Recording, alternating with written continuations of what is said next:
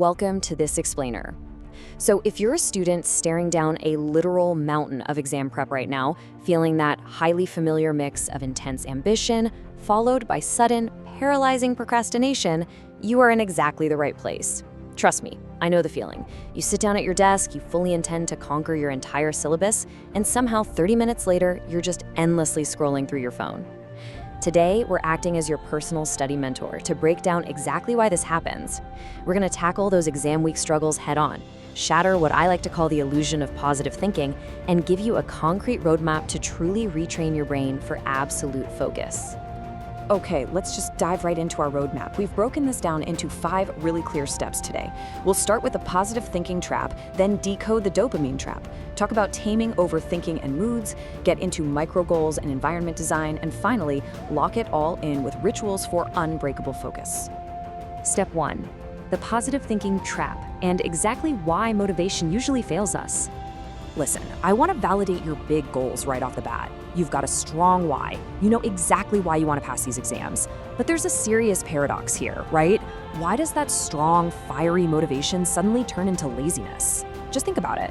You have the vision, your mind is hyping you up, it's telling you that you can achieve greatness, you honestly aren't lacking confidence.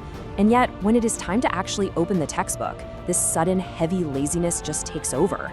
You reach for your phone instead of your notes. I want you to know right now, this is a totally universal gap between thought and action. It's not some deep character flaw, and it's definitely not a lack of self-belief. We really need to separate two functions that we usually just lump together. Thinking is literally just your brain doing its job, creating a vision, planning things out, and getting excited. But doing requires entirely different tools. It requires habit, and it requires disciplined action. If you say, I want to be at the top of my class, well, that's positive thinking.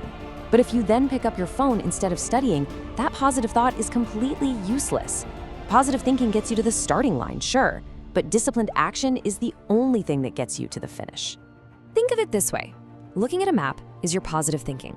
It shows you the route, it clearly tells you where your destination is. Your why is basically your compass. But here is the hard truth. Just staring at that map is never, ever going to get you to your destination. You actually have to get in the car, start the engine, hit the gas, and deal with the bumps in the road.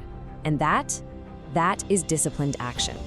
Moving on to section 2, decoding the dopamine trap, also known as your brain's favorite shortcut. Let's look at the actual neuroscience here for a second and relieve you of some of that heavy self-blame. You aren't fundamentally lazy. Your brain is simply acting as a giant shortcut machine. To understand this, we have to talk about dopamine. This is the chemical released by your brain when you do something that provides an immediate feel-good reward. Your brain is literally hardwired to seek this out. This is exactly why starting a really difficult task, like, say, reviewing 3 months' worth of incredibly dense chemistry notes, feels so impossibly challenging. Your brain is actively pulling you away from the hard work and aggressively pushing you towards something that gives it a quick, easy dopamine hit. Let's look at a really simple comparison. Imagine offering a little kid a choice between a piece of chocolate or a healthy apple. The apple has incredible long-term health benefits, right? But the chocolate offers immediate, intense sweetness. What are they going to choose? The chocolate, pretty much every single time. Well, your brain is doing the exact same thing to you right now. Studying is the apple. It is phenomenal for your future.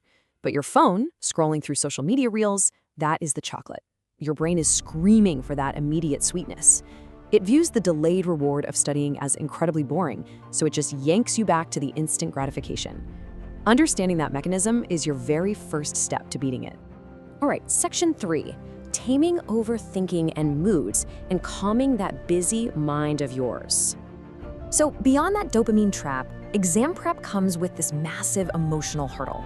I absolutely love this quote from our source material. It says, an unbridled horse will run everywhere but the destination. Overthinking is the mind without reins. When you sit down to study, does your mind suddenly just hit the panic button?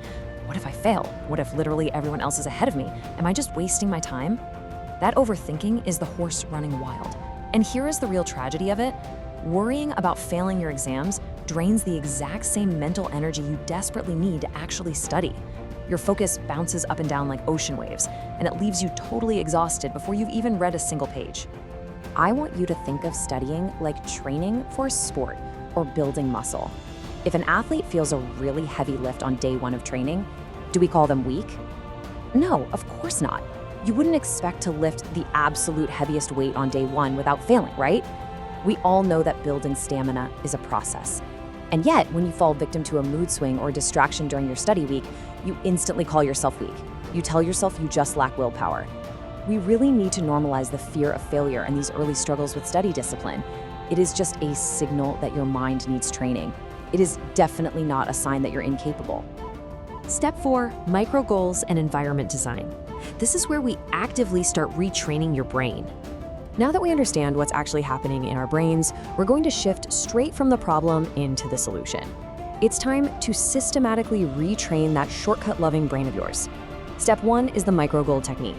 If you tell your brain, okay, I am going to read this entire textbook today, your brain is going to panic. The task is way too big, the delayed reward is way too far away, and it will immediately seek out the chocolate of your phone. So what's the solution? You shrink the target. Focus on a task for just 20 to 25 minutes. Literally, that's it. Then you take a 5-minute break.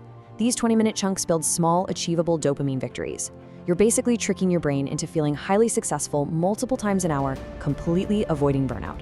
But listen, those 20 minutes are totally useless if your environment is working against you.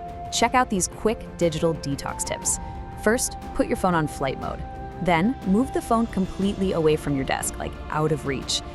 Clean your study table and designate a strict study-only zone. Think about it. If you were on a really strict diet, you wouldn't keep a box of junk food sitting right on your desk all day. So why on earth would you keep your phone, the ultimate distraction machine, sitting right next to your textbook? You have to design an environment where the cognitive load of constantly resisting distraction is just completely removed. And finally, section 5, rituals for unbreakable focus and building up that endurance. To maintain your endurance during those brutal marathon study sessions, you need daily reflection and physical routines. You are not a machine. Your mind and body are essentially a battery. I mean, you plug your phone into the wall every single night without fail, right? Well, you have to charge your mental battery too. Simple physical energy rituals, we're talking a little bit of morning exercise, some deep breathing or meditation, and a really quick gratitude practice are exactly how you plug yourself in. If you skip these, your mental stamina is going to crash and your focus will just vanish. Next up, you need to build a mental accountability checklist. Actually write down your specific goal. Post a timetable right up there on your wall. And this is the most important part. Add daily tick marks to track your progress. Do not rely on raw motivation. Rely on consistency. When you physically place a tick mark on the wall, it proves to your brain that you are moving forward. It builds this really powerful visual chain of consistency that you just won't want to break. Which brings us to a massive game-changing point. Motivation comes after you start the action, not before. Please do not wait for it. The absolute biggest trap students fall into is waiting to casually feel like studying. Waiting for motivation is a completely losing game. It's honestly like waiting for a room to light up before you bother to flip the switch.